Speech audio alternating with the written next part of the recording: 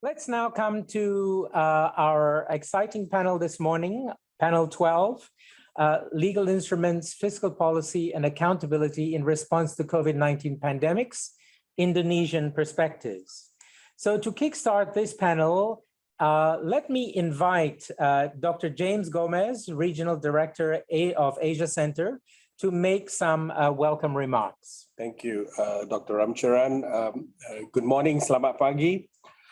To Dr. Inosentius Samsul, Head of the Expertise Agency of the Indonesian House of Representatives, and colleagues on the panel, Mr. Mardi, Sontori, Ms. Kiki, Zakiah, Ms. Dewi, Resti, Pratiwi. Good morning to all of you. It's a great pleasure for Asia Center to cooperate with the Expertise Agency of the Indonesian House of Representatives. Led by Dr. Samsul, for the last few years, we have had previous engagements in our conferences here in Bangkok, where Dr. Samsul himself was in attendance. We were very fortunate, even during the COVID period, to continue the cooperation with the Expertise Agency by engaging in a policy training online several months ago, and this time to have the benefit of the expert agency to convene a whole panel and give us an insight into how Indonesia is responding to the COVID-19 pandemic. Asia Center's collaboration with the Expertise Agency is part of its collaboration with the range of networks, parliamentarian networks, such as Unite. Unite is a global network that is focused on bringing an end to the pandemic, and how Asia Center cooperates is usually undertaking evidence-based policy research, and we present it as findings to the parliamentarians, and thereafter we assist them by developing policy toolbox which they can use either to advocate or look into legislative changes. Apart from Unite, that focuses on bringing an end to the pandemic, we also worked with the International Panel of Parliamentarians for the Freedom of Religion or Belief. There, Asia Center developed a set of policy papers for all 10 ASEAN countries as well as Timor-Leste, advising on how freedom of religion can be promoted. We also have worked with the ASEAN Parliamentarians for Human Rights. We put together 3 specific policy papers on internet freedoms, one on East Timor, one on Cambodia, and one on Myanmar.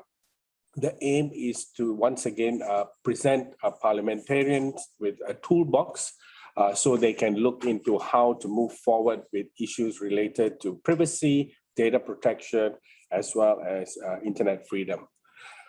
Last but not least, we are presently cooperating with the Council of Asian Liberals and Democrats that includes parliamentarians as well as political parties from East and Southeast Asia. Here, our contribution was specifically on issues related to fake news legislation and its impact on freedom of expression. We continue to receive requests from parliaments, research agencies in parliaments, and as well as parliamentarians and political parties to advise them and assist them on evidence-based research related to key policy matters. I'm also pleased to announce that moving forward, Asia Center has been accorded the UN consultative status by the ECOSOC. So thereafter, we will also be able to make representations to the various UN mechanisms. Hence, it's my great pleasure not only to cooperate under the guidance of Dr. Samsul, the head of the Expert Agency of Indonesian House of Representatives, but also to explore further collaboration moving forward. With that, thank you very much, and we are so happy to be able to co-convene and collaborate with the Expert Agency. Over to you, Robin. Thank you, Dr. James. Let me now invite Dr. Inosentius Samsul, head of the Expertise Agency, to make his remark. And let me just say it's a pleasure to see you again. Can you hear me? Oh, yes. Very good, very good. That's good. Okay, thank you. Good morning, my dear colleagues, Dr. Robinson, Dr. Robin, excuse me, Dr. James. Good morning. Good morning to for all the participants or the panelists for this sixth international conference, and my colleagues here, Indonesian panelists, Miss Resti Pratiwi, Miss Kiki, Zakiah, and our moderator, Mr. Mardi Sontori. On behalf of the expertise agency of the House of Representatives, the Republic of Indonesia, I would like to extend my highest appreciation for the warm welcome extended by the leaders and staff of the Asia Center that make us feel welcome and honored to participate in the International Conference COVID-19 in Asia with the topic of communication, nationalism, and technology. I wish our conference today will be beneficial for both of the expertise agency of the Indonesian House of Representatives as well as the Asia Center in the carrying out our respective tasks and responsibilities. The expertise agencies is like a think tank of the Indonesian House of Representatives. We are like an independent academic based working, and our motto is bridging the research to the roles and functions of Parliament. Our objective is how to strengthen the principle of evidence-based legislative policy making in the House of Representatives. Actually, the expertise agency, it consists of 5 centers: Center for Legislative Drafting, Center for Evaluation of the Laws, Center for Research, Center for Budget Studies, and Center for Budget Accountability. Today, or during 3 days of our international conference, actually from the expertise agencies, there are it's about 30 participants here in this room. So I think we can get many information, many opinions and experience from the other countries that we can use for developing our institution. Mr. James and Robin, let me introduce some of our head of the centers here in our rooms. The first is Miss Tanti Sumartini. She is the Center for Law Evaluation.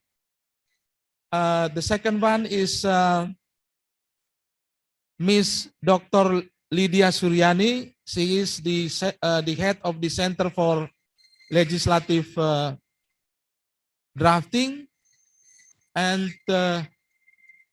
yeah, as I mentioned before, that it's about 30 colleagues here to participate like an observer and passive participant in this international conference.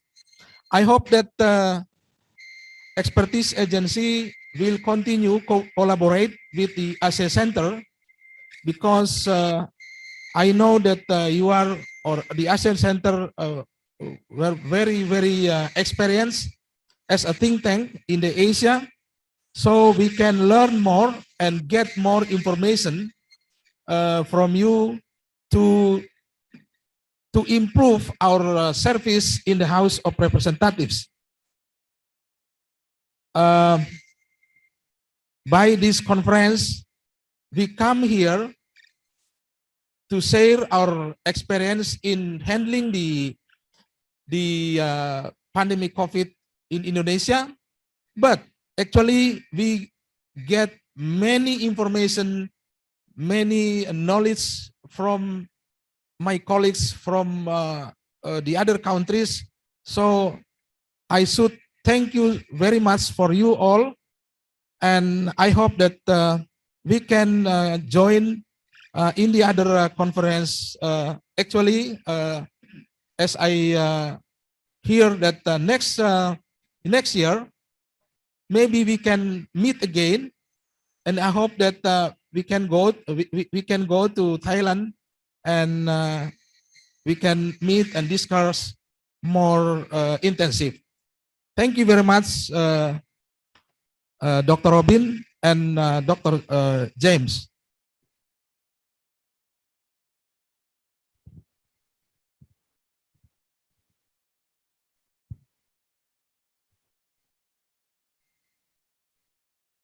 With you and all your colleagues. And please, yes, let's discuss our collaboration, possible collaboration for next year's conference. So without further ado, let me turn the floor over to Mr. Mardi Sontori, who is legislative drafter, Center for Legislative Drafting. Mardi, the floor is yours. Okay, well, good morning, everyone. Thank you very much indeed to Dr. Robin Ramcharan, the Executive Director of the Asia Center. Also, thank you very much indeed, respectively, for the remarks and the opening remarks from Dr. James Gomes, Regional Director of the Asia Center, and Dr. Inosentius Samsul, the Head of Expertise Agency of the Indonesian House of Representatives. Distinguished participants who attend this conference physically and virtually, namely the heads of the centers in the expertise agency, the Indonesian House of Representatives, legislative drafters, researchers, legal analysts, object analysts, expert staff, and many others. Distinguished ladies and gentlemen, having mentioned before that today, Friday, 10th of September, 2021, we will begin the panel here in Jakarta, Indonesia, from now until about 10:30 a.m. The panel in the 6th International Conference COVID-19 in Asia, Communications, Nationalism, and Technology. Firstly, I would like to introduce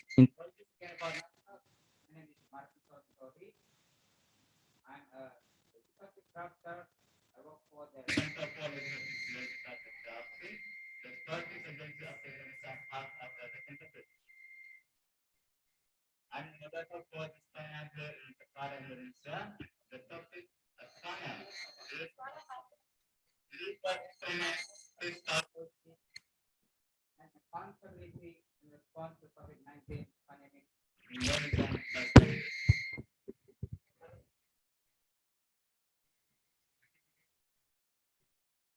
Sorry, that might be technical thing. Again, before going to the presentation from panelists, we will see a short video of the expertise agency's profile at glance and briefly. So we saw the video.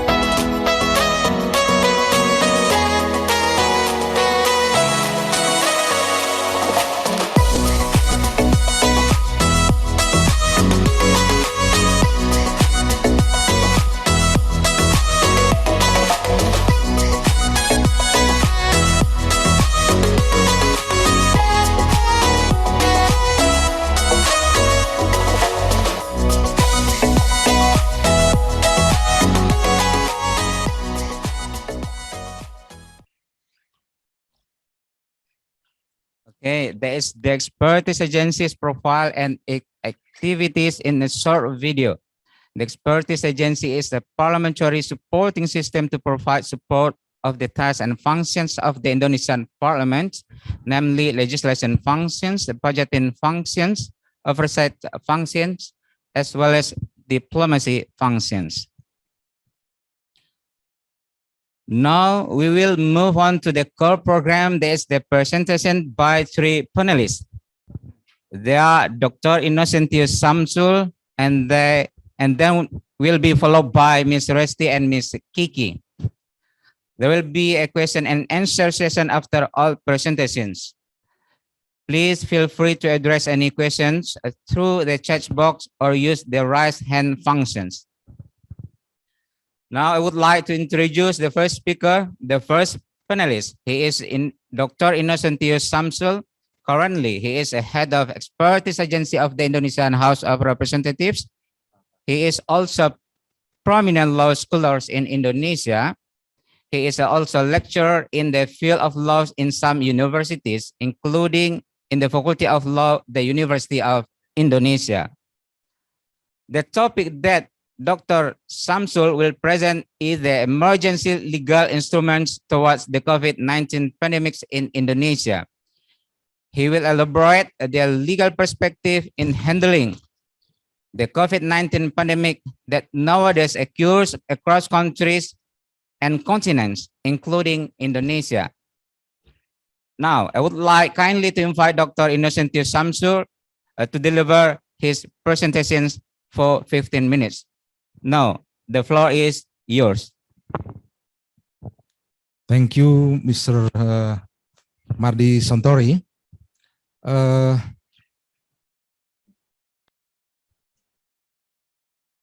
Let me start my presentation with the state that no country is free from COVID-19. And all of the countries say that the 19 pandemic COVID is an extraordinary disaster. All or each of countries make some efforts to prevent and stop the spread of the virus. The maximum effort to protect all people from various multi-dimensional impacts. The question is there any legal action, legal instruments that each of the countries should be taken? To me, as legal scholars, aware that for all of the legal states, the law is very, very important. The law is a standard for each people, for each the government officials to take action for all our activities, include for handling the 19 pandemic COVIDs. Law guarantees everything is equal treatment, non-discrimination, and fairness. So, to Indonesian government, the first thing when facing the 19 COVID pandemic is thinking the legal instrument in handling the 19 COVID pandemics. This presentation, I will tell you, I will show you the kinds of regulations that are taken by the Indonesian government I divided these regulations in two areas. The first area is regulations towards the pandemic itself. Regulations in the area of health policy. Regulation relate to how to stop the transmission of virus. The second area is regulation to handle the economic and social impacts of the 19 virus pandemics.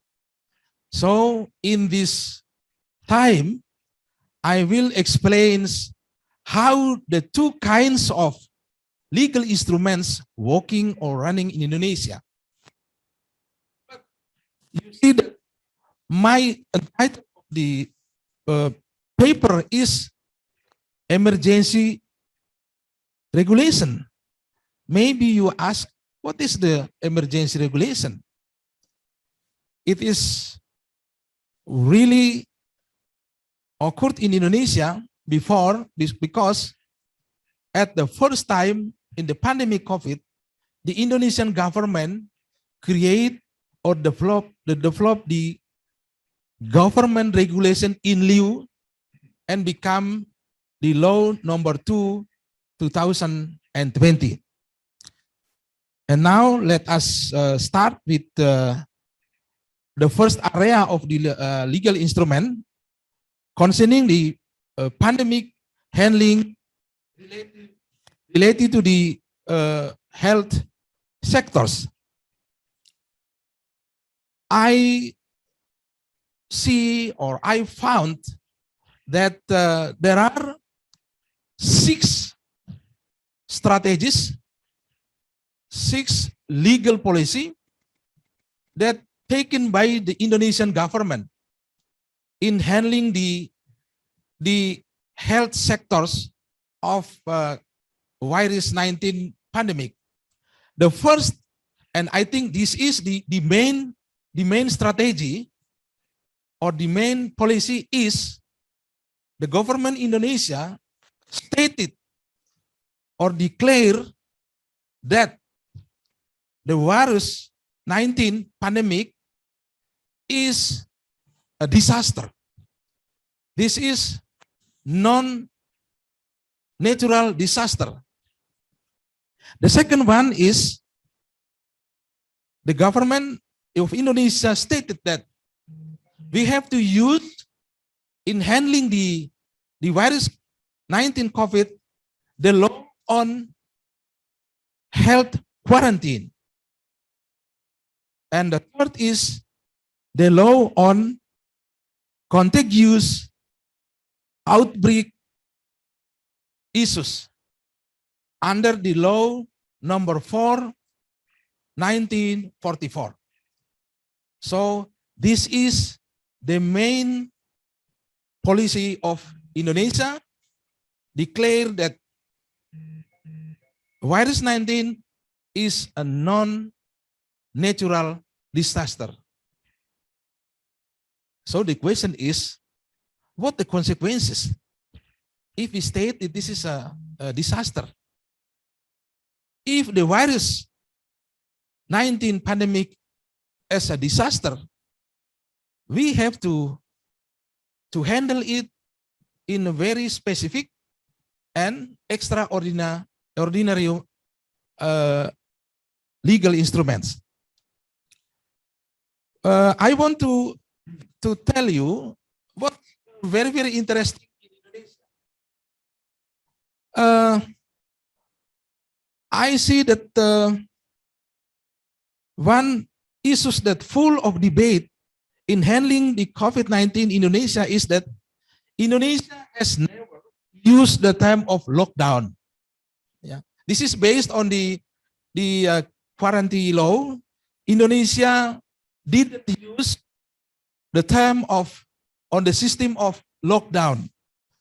The lockdown is not used with the consideration that the lockdown caused the people's the people's economic activities stop completely, and the consequences is the government should bear the people's daily needs. And the next problem is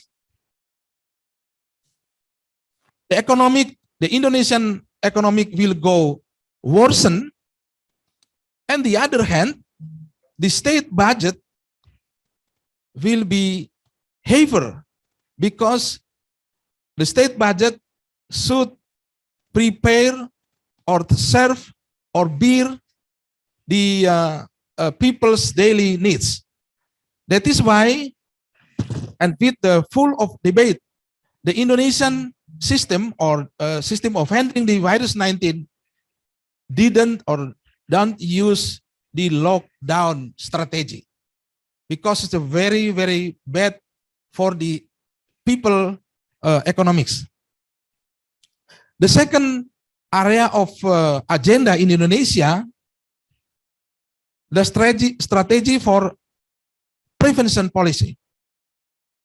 We, Indonesian government, implementing the large-scale social restriction. In Indonesia, we call it the PSBB.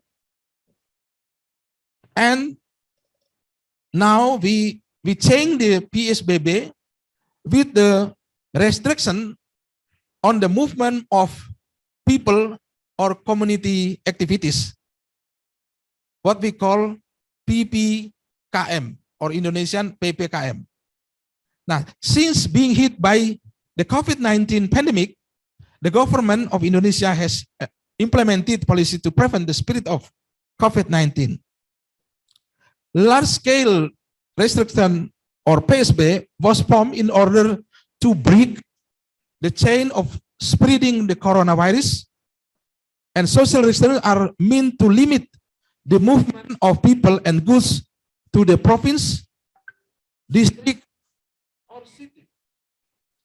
But to me, there are many controversial and debating issues. Similar to the COVID pandemic virus itself, that initially perceived as a disgrace to someone exposed to the coronavirus, the policies taken to overcome it were also considered as something unpleasant, even having political conflict interest between local and national authorities. So I think the last session of our conference this afternoon, it is quite talking about the politics, and I see that it's very, very heavy or of political conflict of interest between the central government, province, and the districts. The third area is formation of the task force for acceleration of handling COVID-19. You know that, as I mentioned, that the virus 19 pandemic is a non-disaster, a non-natural disaster, and this is an extraordinary disaster. So the government established the task force that chaired by the National Disaster Management Agency. The fourth agenda is construction of observation and shelter facilities in combating COVID-19. To me, it is quite ridiculous because at the first time, Indonesia built the observation and shelter facilities far from Jakarta, and we built in island, Galang Island in Batam. And what the reason? The reason because the virus and the people should be isolated from the communities. So, but now you see that observation and isolation, we just stay even isolated in house or in a special building, not in area remote area. The fifth agenda is policy on activities refocusing budget and reallocation. It is close related to the second agenda to handling the impact of pandemic virus. And the last first agenda is vaccination policy.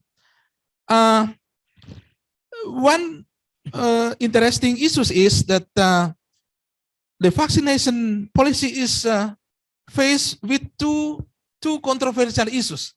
The first issue is that the vaccination is not aligned with the human rights because vaccination is individual or personal choice. So there is no mandatory program. And the second issue is vaccination is not in line or not allowed by the religious values. Vaccine is haram or not halal. Yeah, it's very high tension of debate in Indonesia. The second area that I think it's emergency legal instrument that Indonesia established the law number 2/2000 of 20 concerning state finance policy and final system.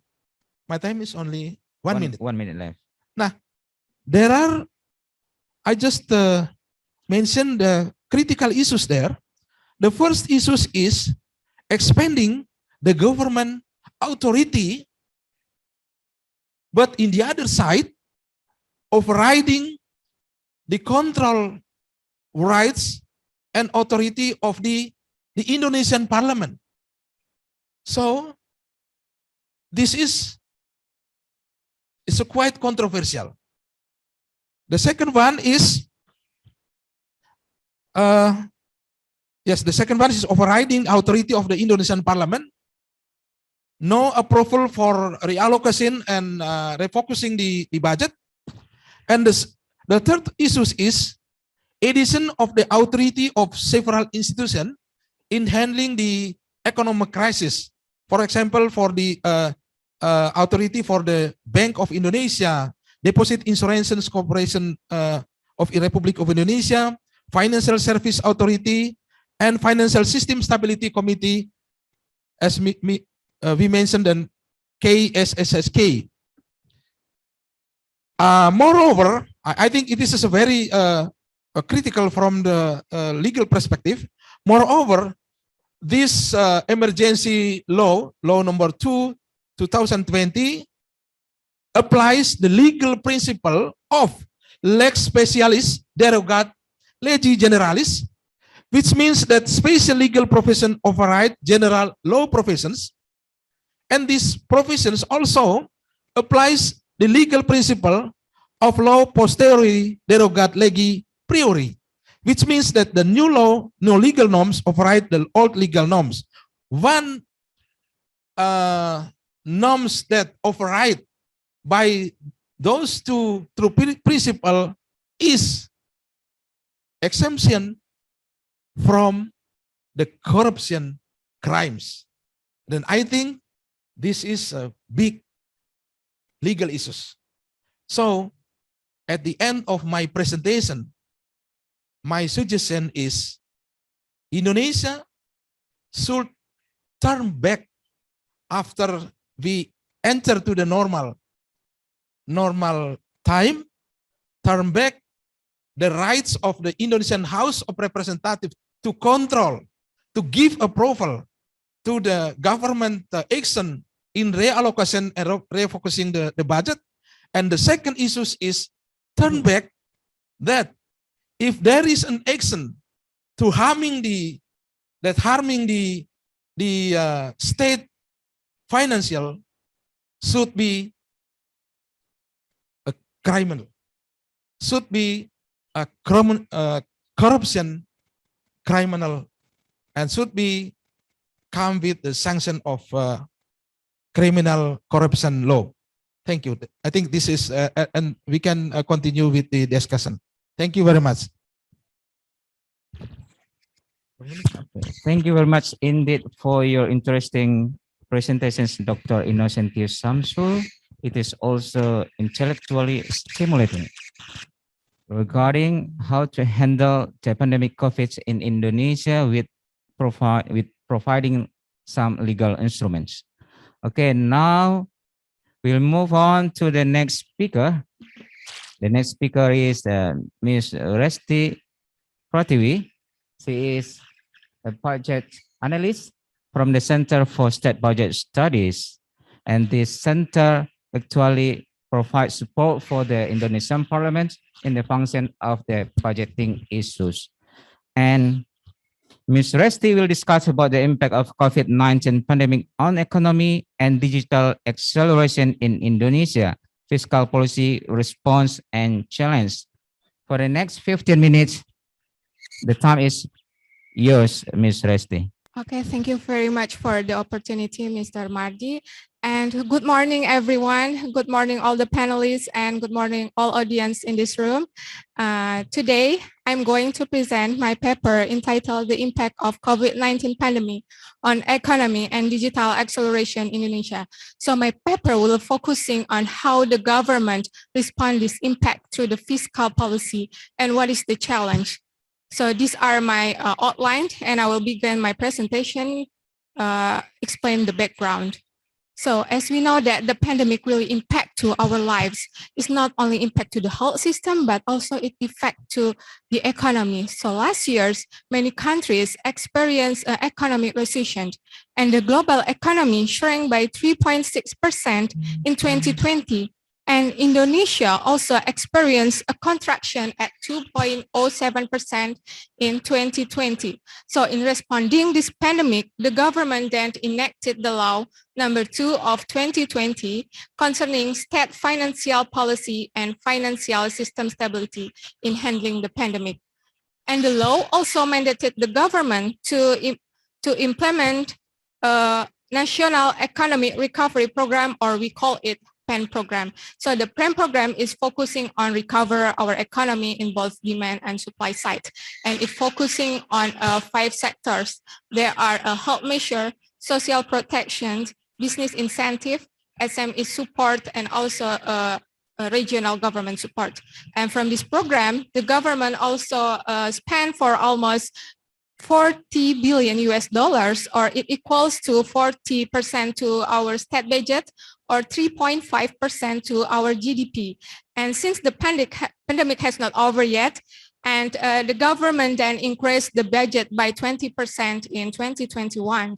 So it makes that the budget deficit went up to 6.13% in 2020. Meanwhile, in the normal situation, it should be below than 3%. But the law also mandated that the government have to bring the deficit back to below 3%. And therefore, the government needs to expand their fiscal space by optimizing the tax revenue.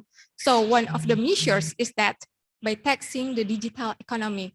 So why the digital economy? Because it is one of the sectors that really resilient during the pandemic, and it has reached an impressive value transaction during the pandemic.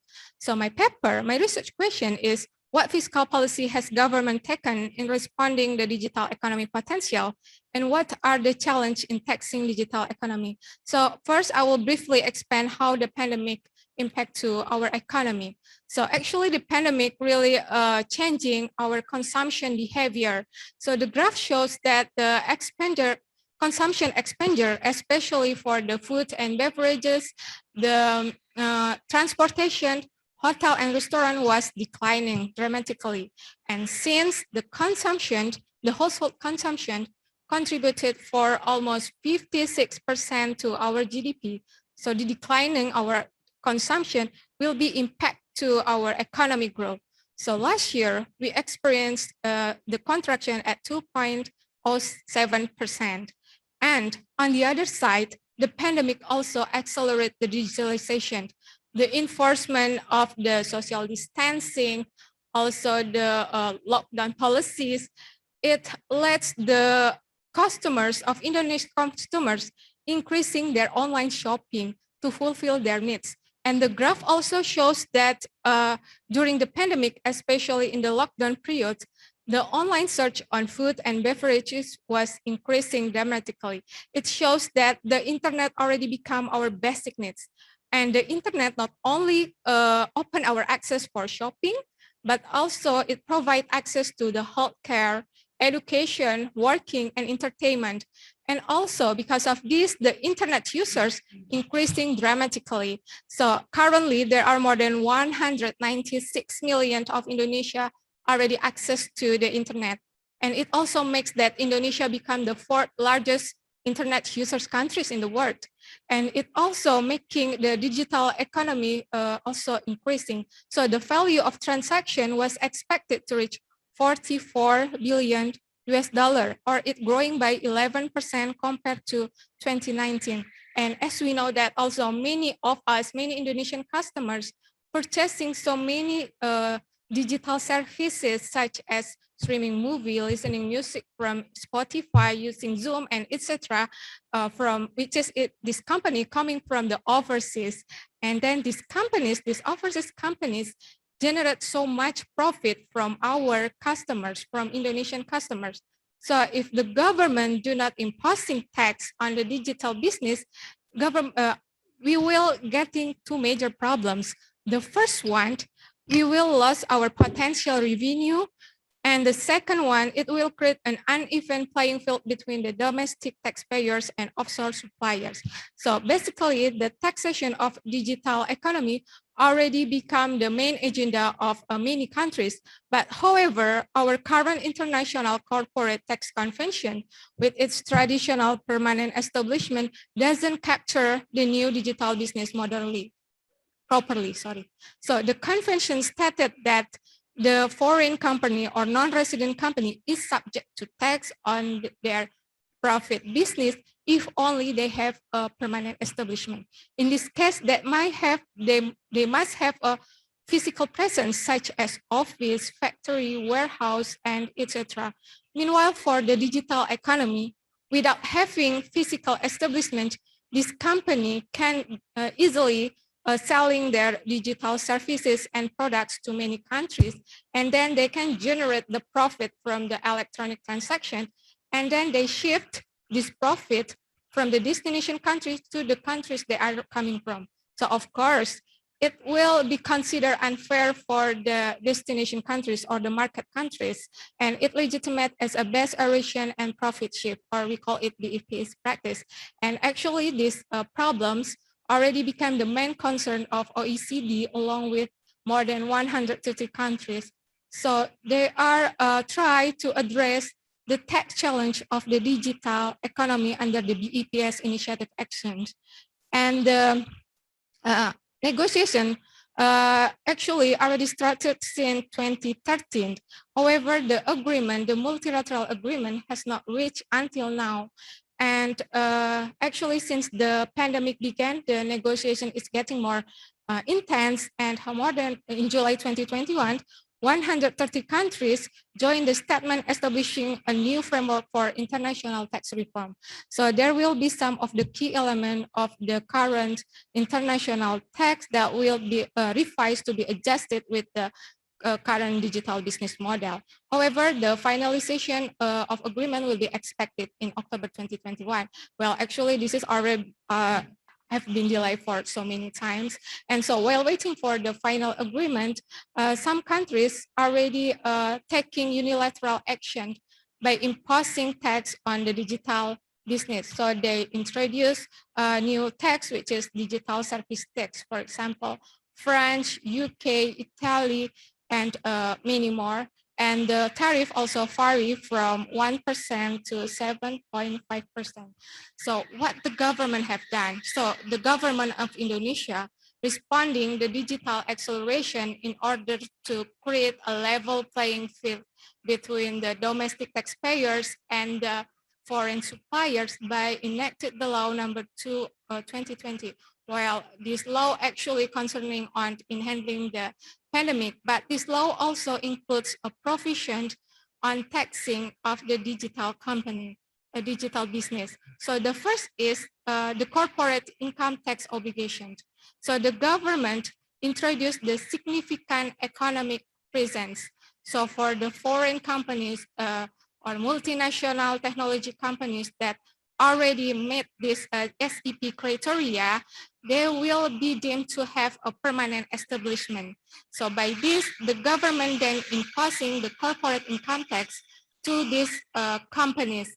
And the SEP criteria, for example, they must having amount of sales in Indonesia, amount of the digital users in Indonesia, but actually, but the SEP criteria itself will be further regulated in Minister of Finance decree. However, this policy might have a clash with the tax treaty. So as we know that Indonesia already having an agreement on double tax avoidance or tax treaties with 67 countries. Meanwhile, the tax treaties doesn't acknowledge the SEP concept. They only acknowledge the physical establishment. So then, in order to avoid the treaty clash with the treaty partners, and then the government decided to postpone this policy.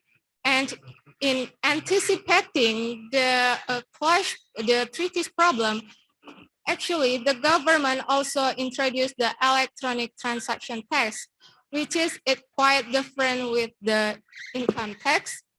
So the ETT is attempt to taxing on the sales of the digital services rather than taxing the profit.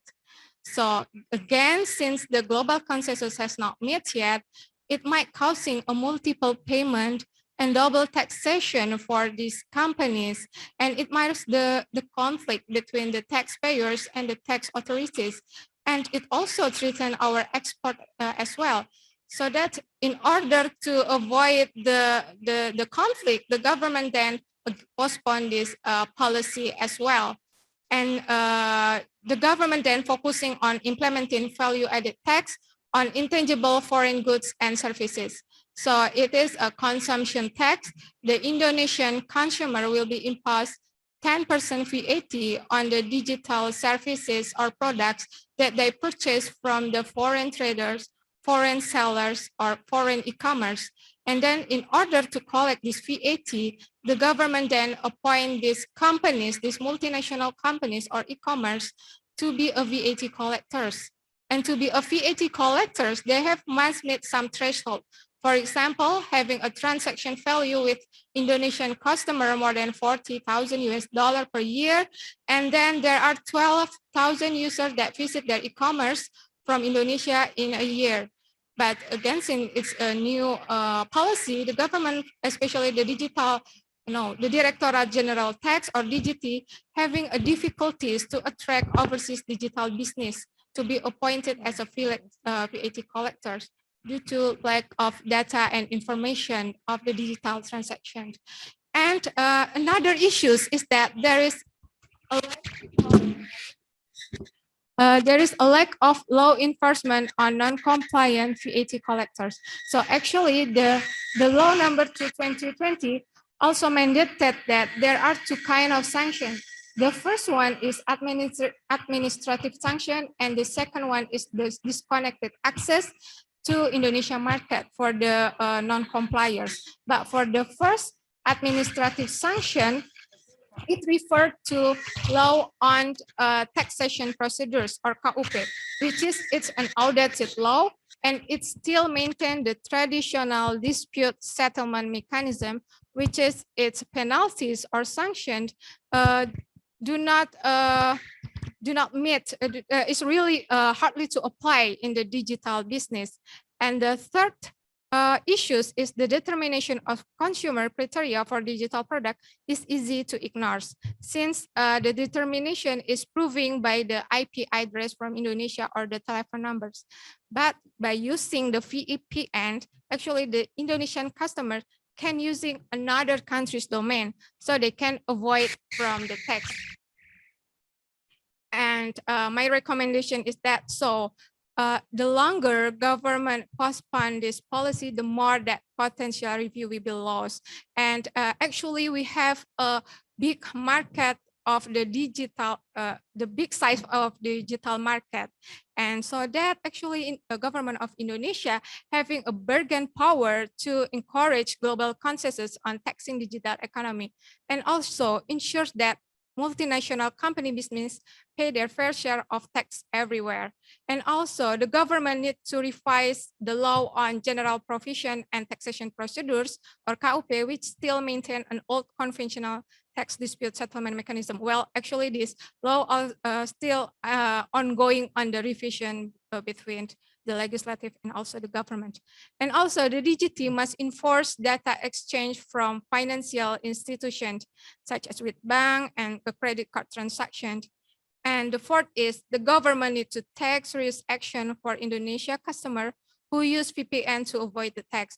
This is what the New Zealand government already done, is that they imposing a fine for almost $25,000 New Zealand for their residents that using VPN to avoid the tax.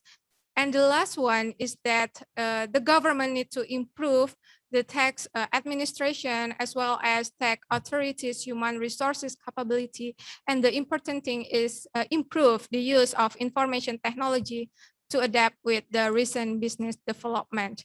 Okay, I think that's all from me. Thank you very much for your attention. Over to you, Bapak.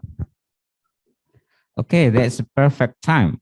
And thank you very much indeed for your presentation, Mr. Resti, regarding fiscal policy response and challenge. This is due to the impact of the COVID-19 pandemic on economy and digital acceleration. Pandemic that has been going and critical issues to be discussed for almost 2 years. From the presentation, Resti review the fiscal policy response and challenge to capture the revenue potential from digital economy acceleration as impact of the COVID-19 pandemic in Indonesia. Let's move on to the next speaker, the last one, the third speaker. I would like to introduce herself. She is Miss Kiki. She is a budget analyst from the Center for Public Financial Accountability Studies. She is senior staff in this center. She has been working there 19 years ago, same as me. And Ms. Kiki will deliver the topic about the impact of COVID-19 on micro, small, medium enterprises, MSMEs, policy and response for accountability. And Ms. Kiki, the floor is yours. Okay, thank you very much, Mr. Mardi. Good morning, everyone. In this opportunity, I would like to present my paper entitled is the impact of COVID-19 on micro, small, medium enterprises, MSMEs, policy and response for accountability.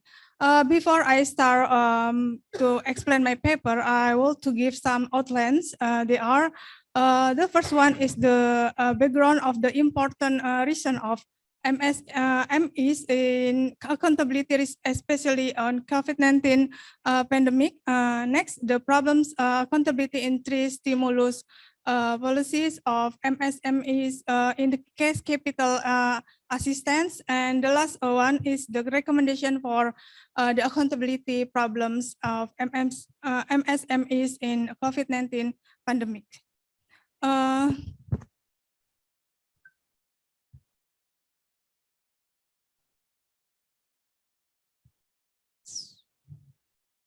Okay. MSMEs is a standalone productive business unit which is carried out by individuals or business entities in all economic sector. Micro, small, medium enterprises that have an essential and strategic role in the national economy. In the last decade, from 2010 to 2019, the contribution of the MSMEs in supporting the country's economy is taking a greater role contribute.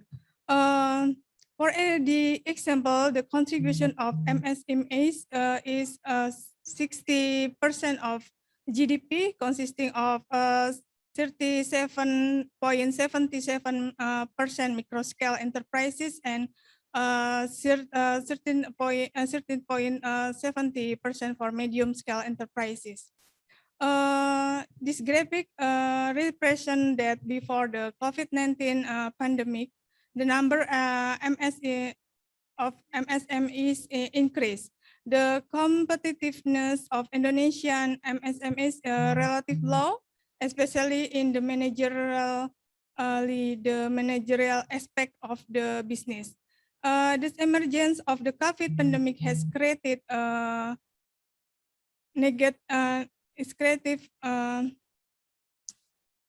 shock of or pressure of the supply and demand set of MSMEs, which has led to the decline in MSMEs productivity and income. The emergence of the COVID-19 pandemic has had negative MSMEs, which is previously known to be resilient in the face of economic turmoil.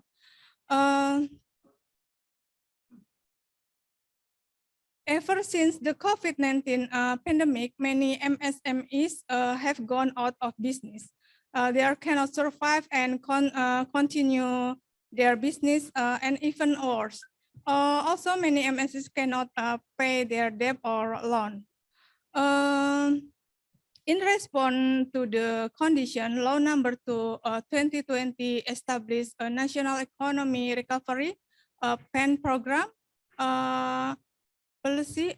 One of them was intended for MSMEs by allocating a budget of EDR 123.75 trillion in 2020 and has been revised to EDR 116.31 trillion with a realized value of EDR 110.75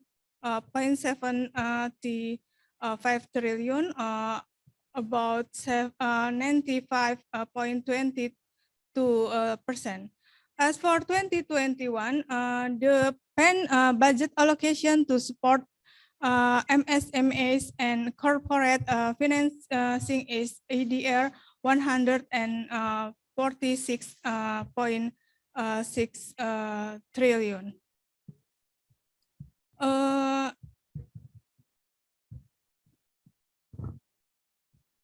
There's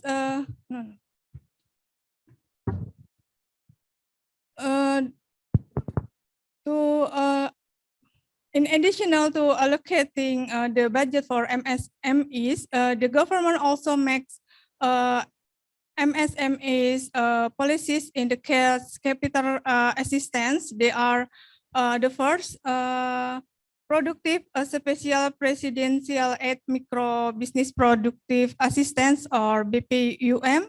The second one, additional regional incentive fund or DAD for fiscal year 2020, and the last one is stimulus for working capital assistance result of refocusing local government budget or APBD.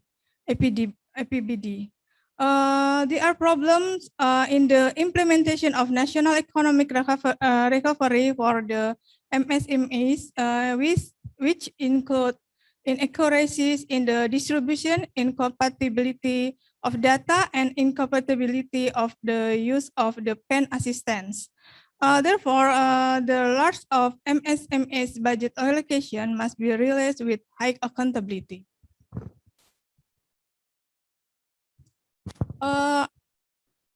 Next slide, I want to explain about accountability productive specialist prudential at micro business productive assistance or BPUM. The special presidential at micro business productive assistance BPUM is one of the MSMS stimulus that provide cash assistance to the business people and aim to respond to the capital difficulties of micro business people as a stimulus for the available of working capital cash flow, so they can continue to run there in the midst of the COVID-19 pandemic crisis. The budget allocation in 2020 is ADR 28 trillion and has been realized 100%.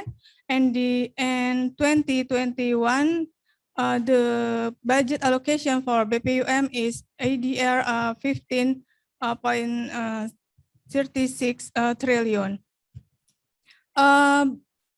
Based on the result of the study, it's known that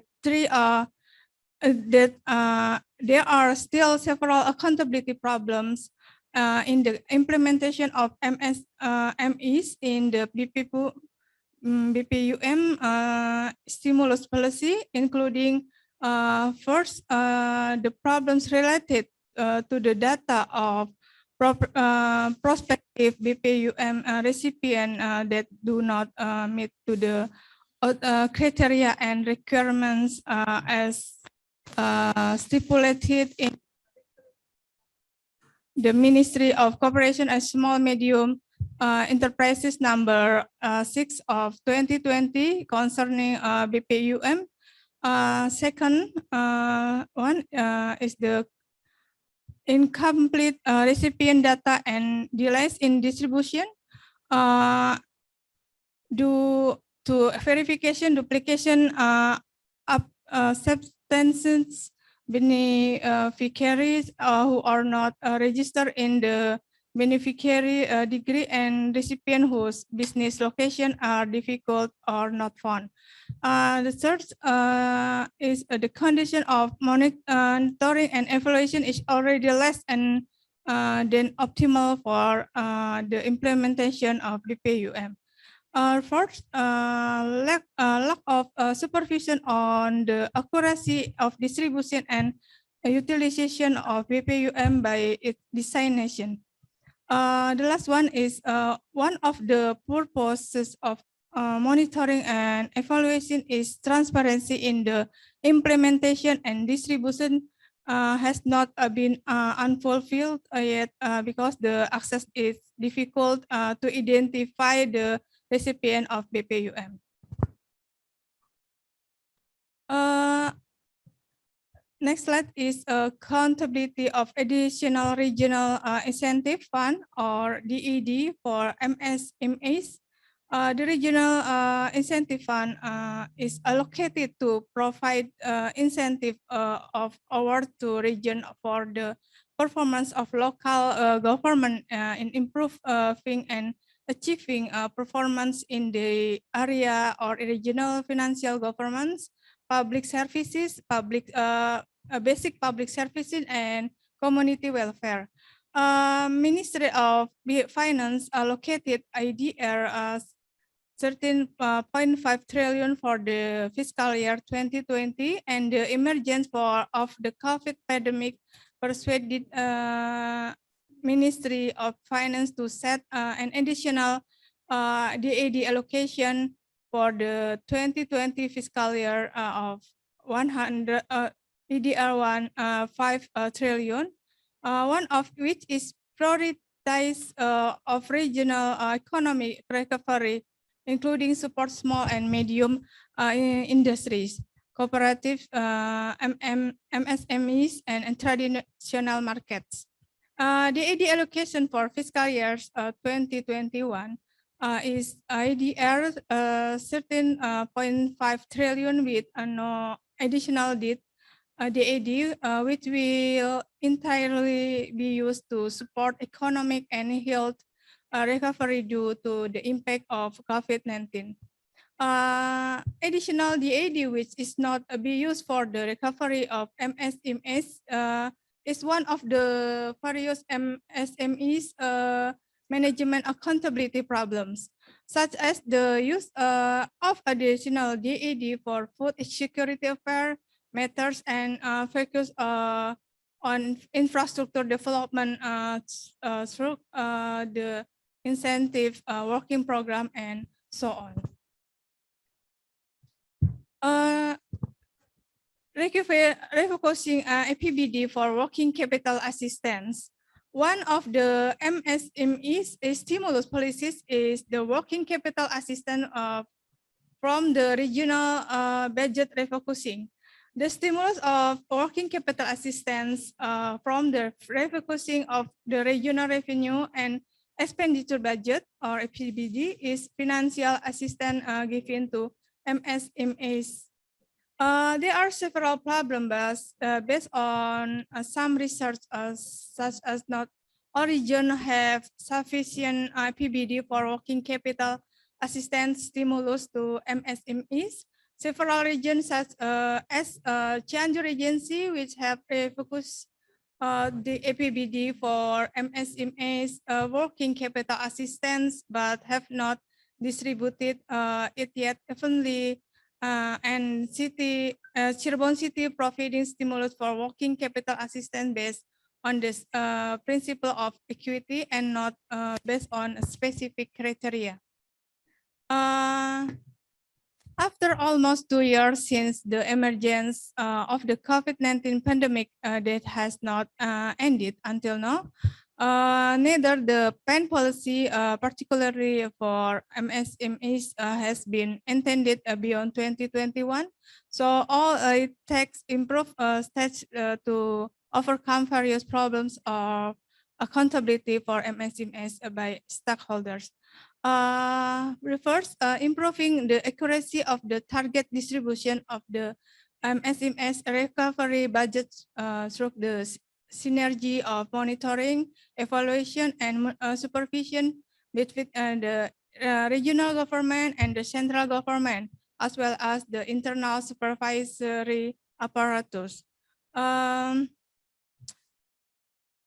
And improvement of the MSMEs database that accommodates by name by address through the establish of one data or one single platform data, as well as data improvement by carrying out verification and validation and data exchange by ministries, agencies, local government on a regular and continuous basis.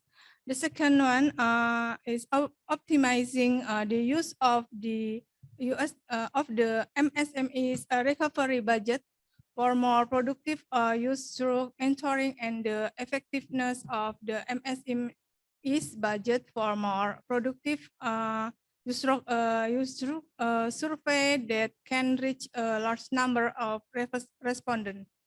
The third one is optimizing the role and support of the government as a guarantor of market access, including by making ministries, institutions, and state-owned enterprise the primary market in absorbing SMEs product. Fourth is it is necessary to issue a regulation containing the obligation of each local government to allocate the AD in the sense of economic recovery, particularly in the MSMEs sector. And the last one is to issue laws and regulation regarding the allocation of DAD for the following years. Okay, thank you.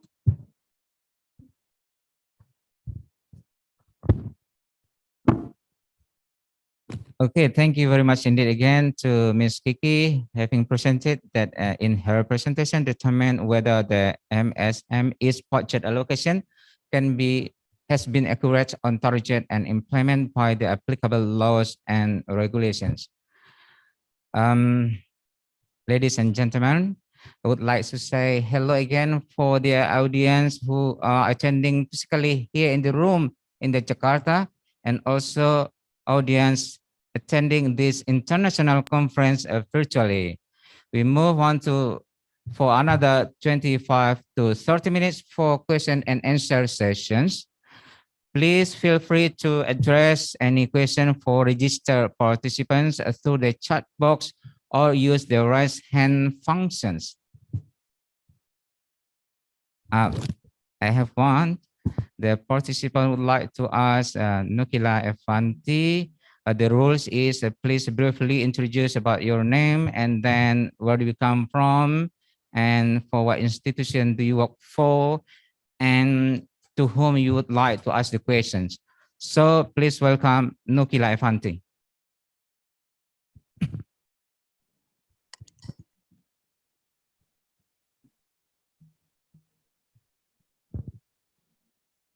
Okay, thank you very much. Can you hear my voice? Yes, we can hear. Okay. Thank you very much for the panelists. You have presented very good presentations, and it's very useful in this context of the conference. I would like to address my question first to Dr. Samsul.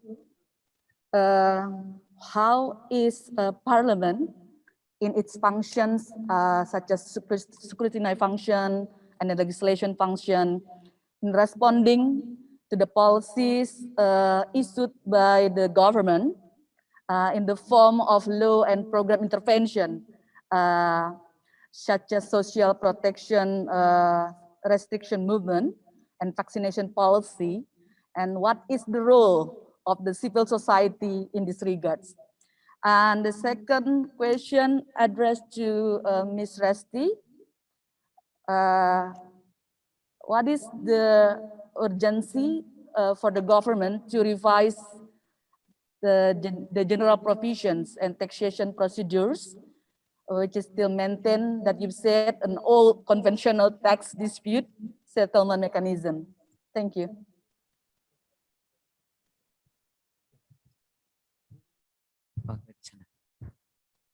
Okay, thank you again for Nukila Efanti, and I would like to give the time for Dr. Inosentius Samsul to respond firstly, and then will be followed by a response from Resti.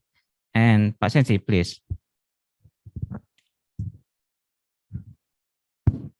Thank you very much. As far I follow the issues that the president has stated that vaccination programs is for all the people, and it is free, and it is mandatory. By this statement, in principle, the House of Representatives, actually, in principle, support the government policy in the implementation on vaccination program. And the second one is support the initiative of the people, what we call with the gotong royong vaccination. Gotong royong vaccination means that this is support and give more participation from the public, from the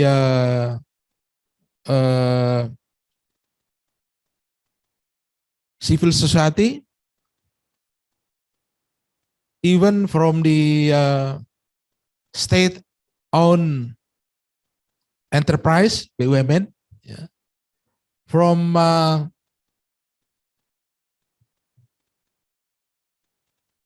NGOs, religious groups, organizations, and even support or participation by the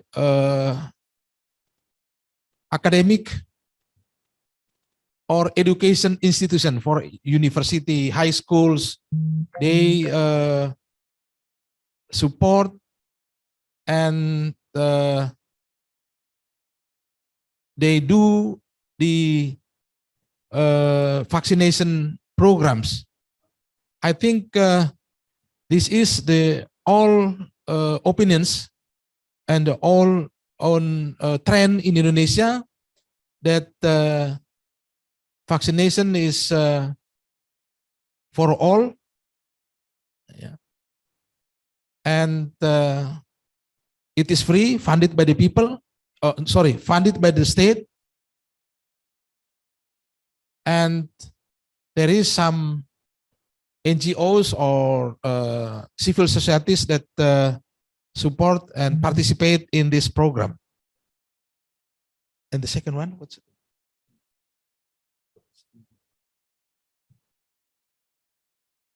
Okay, I think only one, then maybe you want to.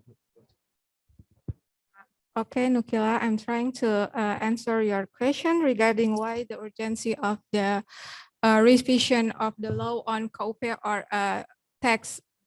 taxation procedures. So basically, broadly speaking, that the government revised this KUP is in order to to reform our fiscal. Why to reform our fiscal? Because it have to be suited with this current economic situation.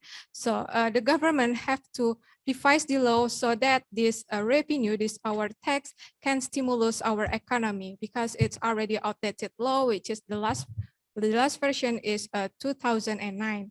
So for regarding this situation, regarding this case, which is why this law should be revised for the in the digital business cases, because like I said before, I focusing on to increase the compliance of the VAT taxpayers, the digital taxpayers or the VAT collectors, because the settlement mechanism still maintain the old traditional one. So actually, the law stated that for the non-compliance, such as when they delay to pay the tax, there are some a fine.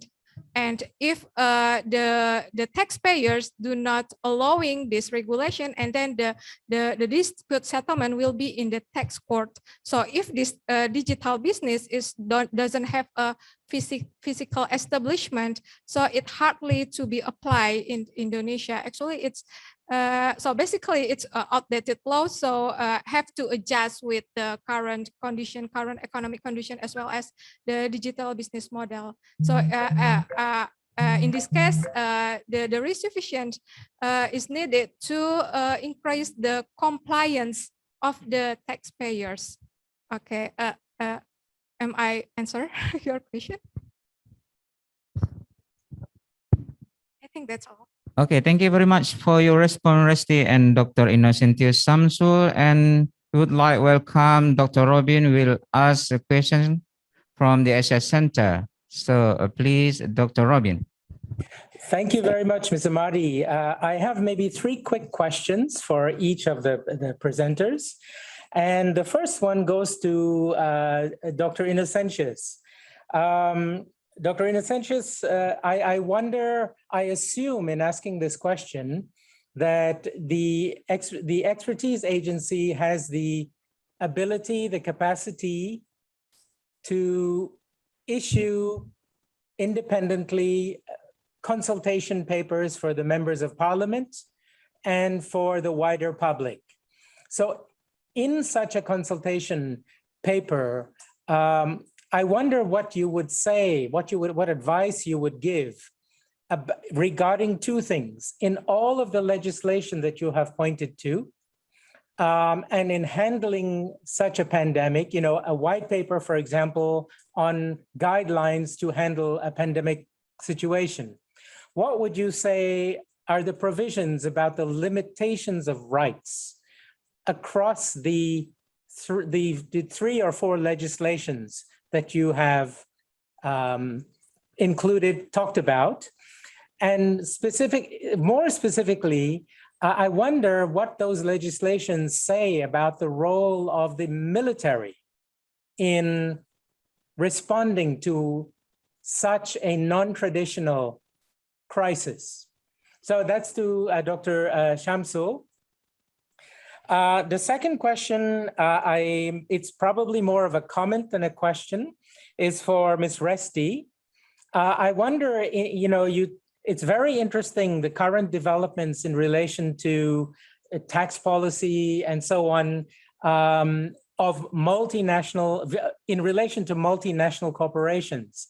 So I wonder if you have had a chance to look at, for example, the business and human rights framework, because what you are talking about, the responsibility of transnational corporations in relation to the societies in which they are operating. And so Pillar 2 of the UN Guiding Principles on Business and Human Rights provides an interesting framework to consider the fiscal tax responsibilities of these corporations to the host societies. So I wonder if you had a chance to think about that aspect. And lastly, to Ms. Kiki, thank you for presenting the various funds and initiatives regarding the MSMEs. Ultimately, what you are presenting and talking about is social protections, jobs, employment, and so on.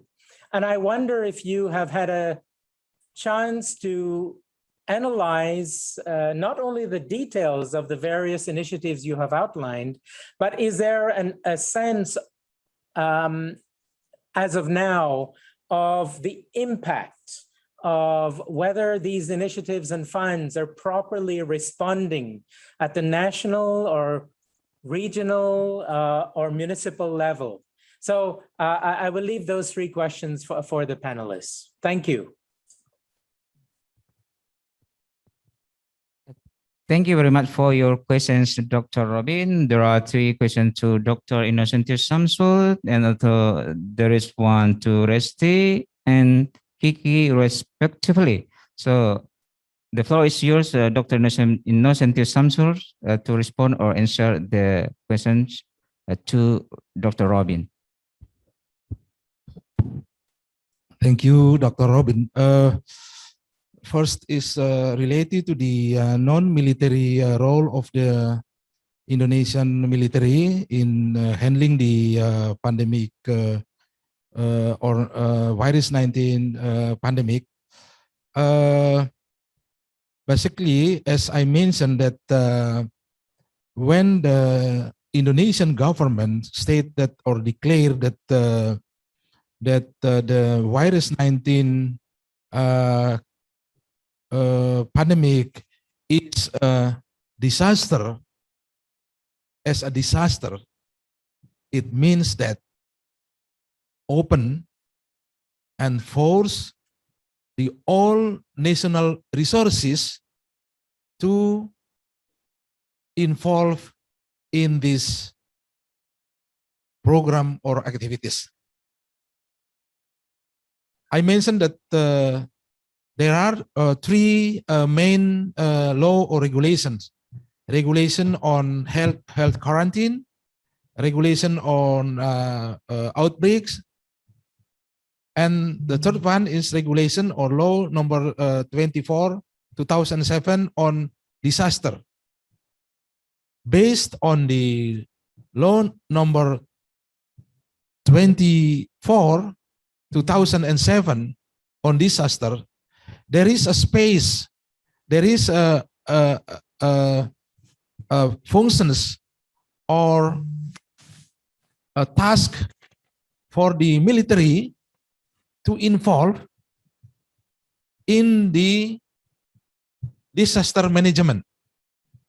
So when the government stated or declared that the pandemic COVID is a disaster, it means that give the chance or give the authority to the military involving to handle the the virus 19 pandemic. In fact, or in the implementation, you know that the head of the national disaster agency, it lead, or the chief is a active military. This is chief by the active military. I think by his position, the active military, and if I don't, I think it is a very, very high rank of active military. He can coordinate all of the national resources, involve the include the military institution. What are they do now, or the role of military institution? They very, very active. Yeah, they very, very active in the vaccination program. Very active in handling the you know that we have one of what we call it pandemic hospital, and the biggest pandemic hospital, maybe Dr. Robin has heard before, Wisma Atlet. Wisma Atlet is actually, it is Army hospital. Army hospital. It is the director is a doctor, but actually he's an army. Yeah. And the other point, I think the military is very, very active in this is very, very sensitive and interesting issues in Indonesia. You know, Dr. Robin, maybe you know what we call the Nusantara vaccine. You know that Nusantara vaccine is a research or vaccine that promote by the Army hospital. This is a very, very national, vaccine, but it is still in like a research, yeah. But it is not quote unquote formally not an official vaccine, because it is still need the next like a testing, yeah, testing the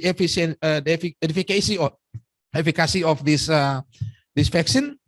But you know that the issue of Nusantara vaccine is very, very yeah, I think this very, very political, high political issues between, or issues on nationalism of Indonesia, because the national or Nusantara vaccine is origin by the Indonesian people, and it is originate in the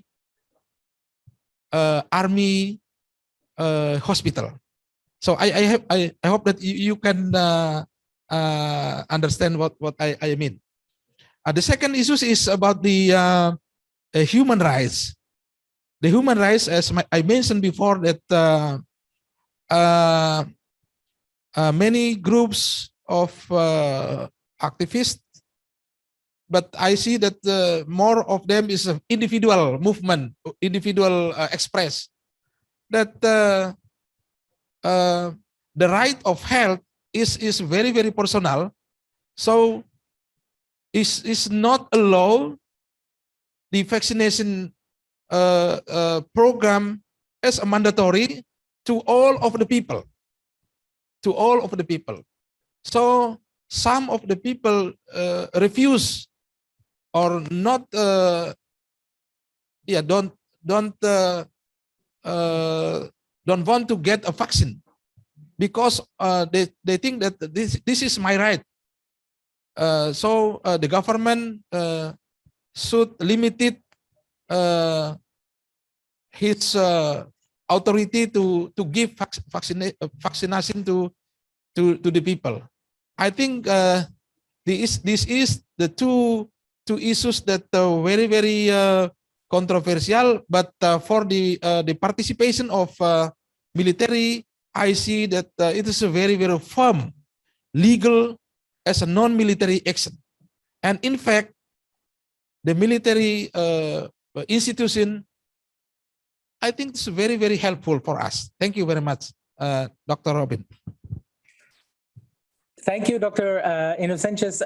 Before we, Mr. Mardi, forgive me for intervening. Before we proceed to the other panelists, I think Dr. James just wanted to mention something briefly to you. Yeah, Dr. Inosentius, when you discuss the role of the military, I want to, invite you and your colleagues perhaps to look at this report, the securitization of COVID-19 health protocols. We have published it with Harm Reduction International. It was just released. It was also, highlighted yesterday afternoon. Included in this study is Indonesia and some key policy recommendations that may be helpful. We also presented the findings to the global network of parliamentarians called Unite, who are looking at how to deal with ending the pandemic. So I just wanted to highlight that. And I also wanted to share an update to you and all the friends who are sitting in the room from BKD that developments in Thailand are also, kind of similar in the sense that Thailand is also trying to move away from the current use of the emergency decree to articulate a public health law under which the different component parts will be present to deal with future emergencies. And I think there is also a shift towards the development of national vaccines. And in Thailand, this is led by, Chulalongkorn University. So, but underlining all of that is really the business behind the vaccine and who will sell the vaccine nationally and who will get the returns on the vaccine. So I thought I'll just highlight that and also flag that the next two panels, one is about media and the reporting of vaccines. They'll follow immediately after this. Then the politicians from the region will discuss after lunch the politics of vaccines, and the former Prime Minister of Thailand will also be addressing the panel. So I just wanted to give some feedback. Over to you, Robin. Sure, thank you, James. And sorry, back to Mr. Mardi for the remaining two questions. Thank you. Okay, before response from Resti and Kiki, Pak Sensi will add more, just a little bit, Pak Sensi. Thank you, Dr. James, for the information that the book, policy paper from the Asia Center. But I just to tell you that we just have an assignment from the members of the House to prepare the quarantine law that most of the perspective from the national security. So I hope that we can discuss more for this, because we have a benchmark from the other countries. We want to develop the new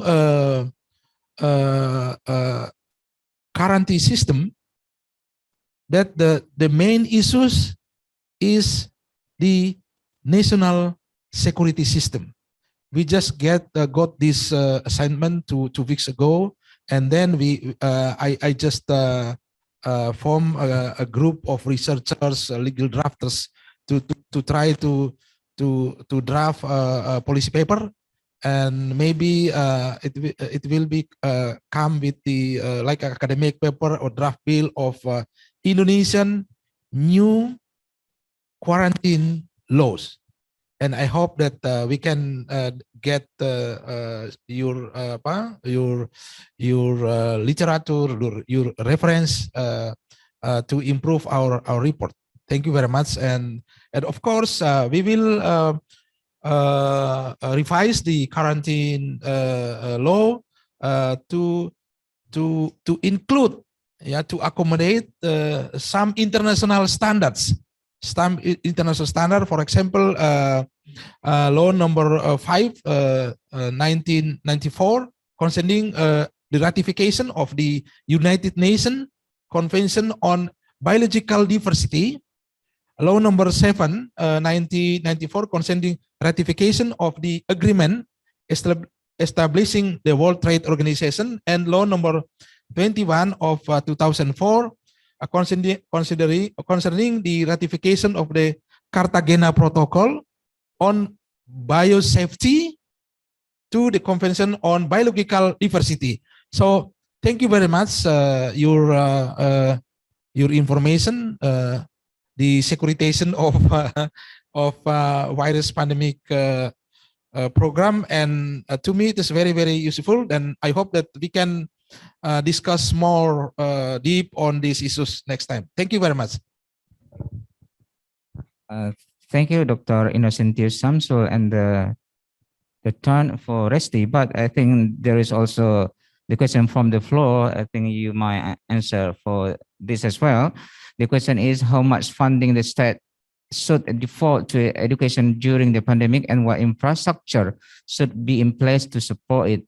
What are your recommendations in terms of education, increasing state funding through taxation and social capital? These questions come from Rianto, the expert staff from Commission 1, the Indonesian Parliament. The first, I will give a comment for the question of the Mr. Robin. So actually, it's more like giving me the suggestion of to improve my my paper. So actually, the relation to the society business to consider the tax responsibilities is that in this case that we have problems in to increase the compliance of the taxpayers in order to pay the tax, because our tax system is a self-assessment, so it's quite difficult to increase their tax responsibility. However, the government have to increase the law enforcement to increase the tax responsibility for the business sectors. And besides that, our tax gap is quite big comparing to other countries. I think it's recorded that based on the Minister of Finance report that our tax gap is almost 8.something%, but it actually normally in OECD standard it should be 3% something. So for the question from the Rianto is asking about the education fund, yeah.